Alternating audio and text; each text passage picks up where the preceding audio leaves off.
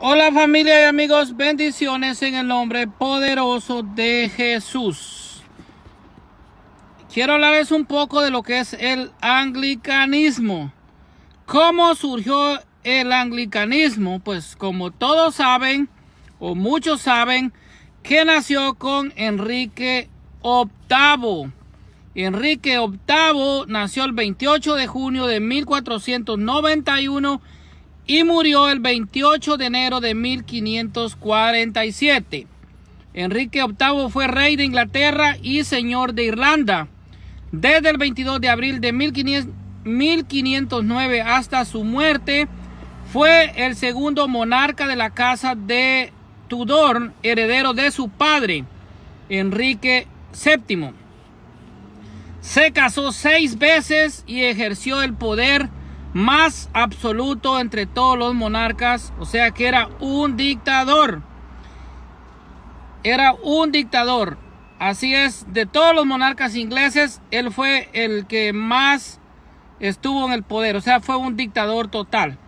Entre los hechos más notables de su reinado se incluyen la ruptura con la Iglesia Católica Romana y el establecimiento del monarca como jefe supremo de la Iglesia de Inglaterra, o sea, la Iglesia Anglicana, la disolución de los monasterios y la unión de Inglaterra con Gales. Era llamado como majestad, entre otros títulos. También tiene el título de duque de York.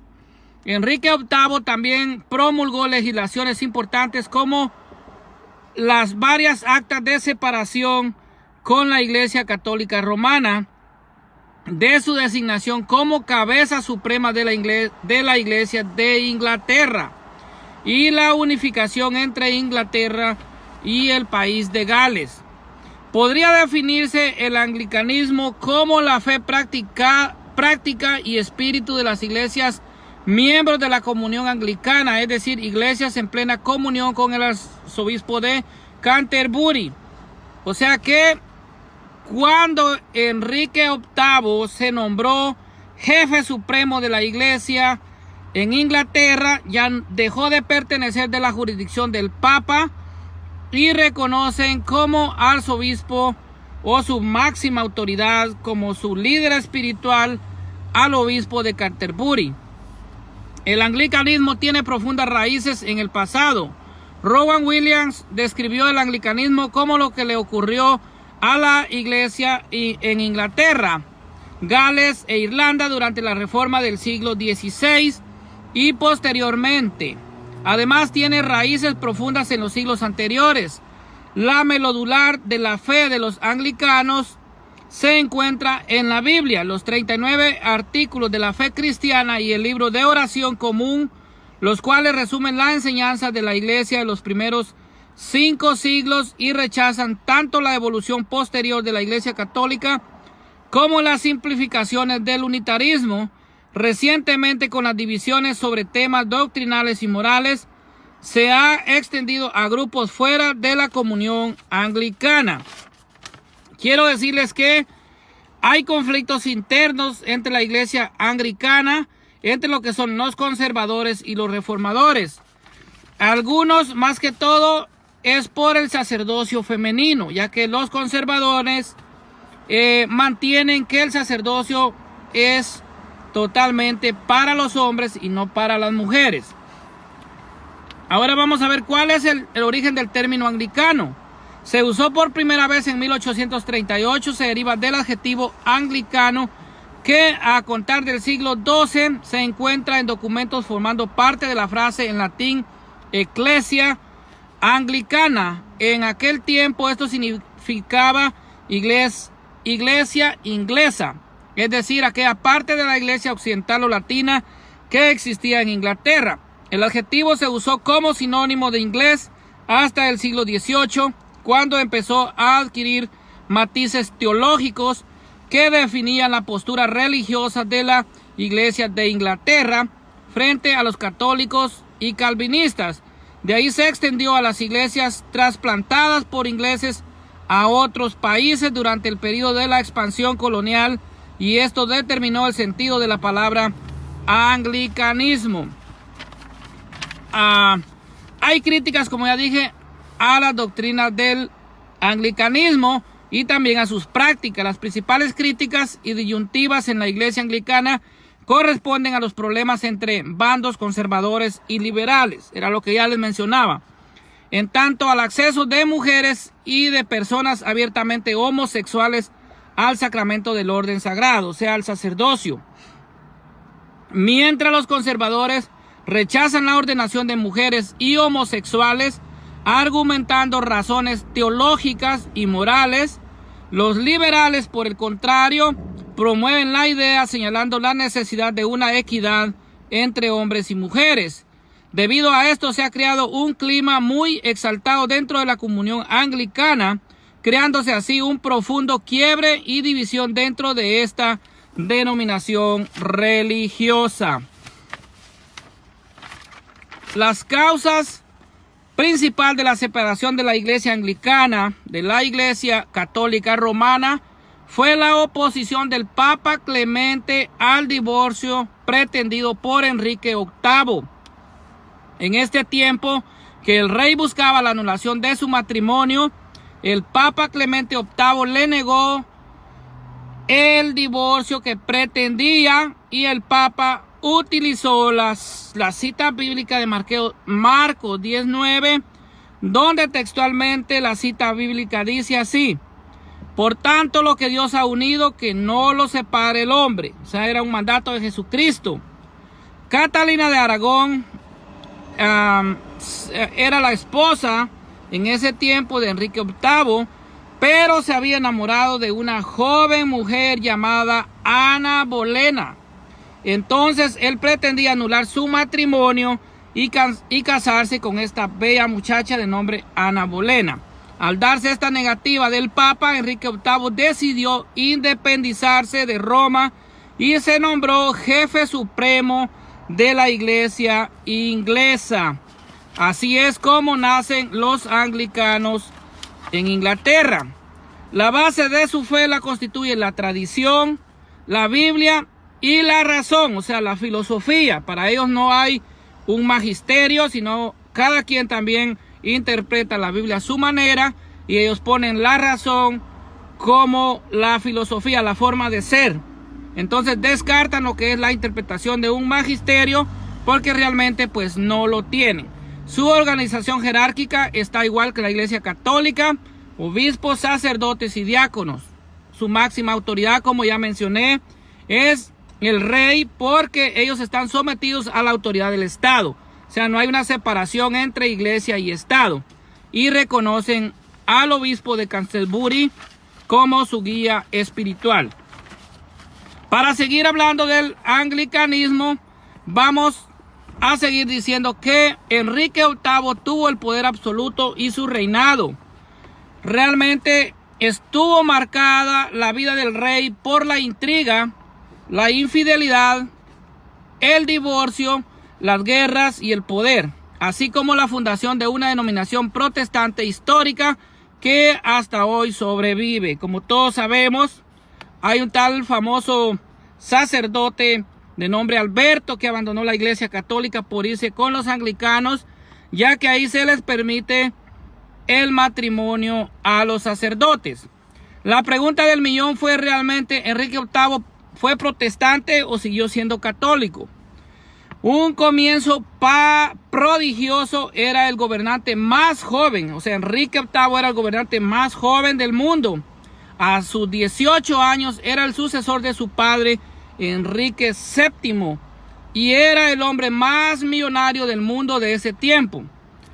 Enrique VIII, como ya dije, se casó con Catalina de Aragón. Luego quiso divorciarse, argumentando que Catalina no le había podido dar un hijo varón como heredero para la corona.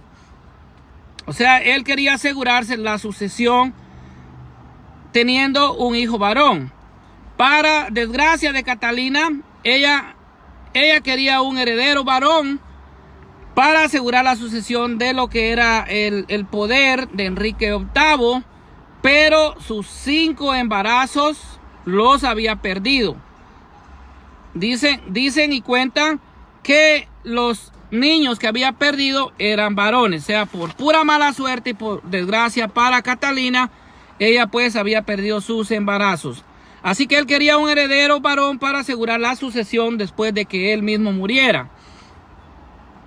Pero la verdad realmente era otra. O sea, no era él que ella no le quería dar hijos o no le podía dar hijos, sino que él ya estaba enamorado, como dije, de la señorita Bolea. El nombre de ella era Ana Bolea, una mujer muy linda de la que el rey Enrique VIII estaba totalmente enamorado.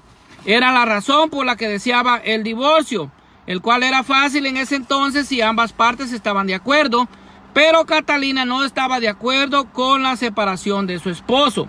Tampoco el emperador Carlos V ni el Papa Clemente estuvieron de acuerdo con ese divorcio.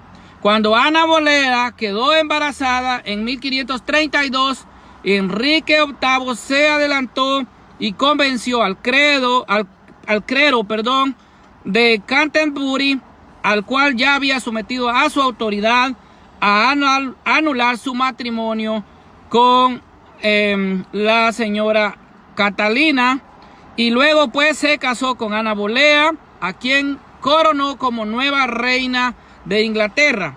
En 1533, una lucha por el control, el Papa excomulgó a Enrique VIII y este, en desafío, sometió a su poder a la iglesia, de la cual se declaró cabeza suprema. Disolvió monasterios, redistribuyó sus bienes entre los nobles, nombró por decretos herederos de su trono a los hijos del nuevo matrimonio. Los jóvenes, los monjes que se opusieron y los sacerdotes que se opusieron, obispos que también se opusieron a lo que este señor Enrique VIII estaba haciendo, fueron ejecutados y decapitados. Esta es la historia terrible de Enrique VIII por agarrar el poder en Inglaterra. Mientras se separaba de la iglesia romana, él siguió defendiendo las doctrinas católicas, tales como la sustanciación, la veneración a las imágenes, la devoción a María, la Inmaculada Concepción de María, la maternidad divina de María, el celibato, invocación a los santos, oración por las almas. Prohibió la interpretación privada de la Biblia, pero como Enrique nunca estuvo dispuesto a ser protestante, los mismos fueron perseguidos durante su poder. Enrique se cansó de Ana Bolea porque solo le había dado una hija, y así que le acusó falsamente de haberle sido infiel. Era una de las razones por dejarla y casarse con una nueva mujer. Así que la decapitó, imagínense, la decapitó, le quitó la cabeza a lo que es Ana Bolea y se casó de nuevo. Se casó con una mujer llamada Jane Seymour. Esta le dio un hijo de nombre Eduardo, un hijo varón, pues es lo que él pretendía y él quería. Y luego que murió Enrique VIII, él antes de morir ya se había casado 3 veces y era un hombre muy infiel. Así que antes de morir él tuvo muchas mujeres. La muerte de Enrique VIII fue la razón por la que el protestantismo se extendió en Inglaterra. Y así tuvo el protestantismo el control en Inglaterra, y la iglesia se separó de lo que es Roma. O sea, la iglesia de Inglaterra se separó de lo que es Roma. Enrique VIII siempre apoyó a Roma en cuestiones doctrinales y teológicas. Durante el reinado de su hijo Eduardo VI, Inglaterra se volvió protestante, 100% protestante. Vamos a ver algunas diferencias entre la iglesia católica y la iglesia anglicana. Los anglicanos se pueden casar, o sea, los sacerdotes se pueden casar. La iglesia católica no se puede casar el sacerdocio por el celibato. El obispo de Canterbury es su líder espiritual y no el Papa de Roma. cree solo en la Biblia, o sea, no cree en la tradición ni cree en lo que es, y no tienen un magisterio apostólico, no creen en los dogmas, no creen en los dogmas de la iglesia. El sacerdocio es también femenino y está lleno de homosexuales. Algunas similitudes que hay con la iglesia católica: los sacramentos, la profesión de fe. La profesión de fe que nace en lo que es el concilio de Nicea es también de la iglesia anglicana. La liturgia, la misa anglicana tiene mucha similitud con la Eucaristía católica. Se consideran católicos pero reformados.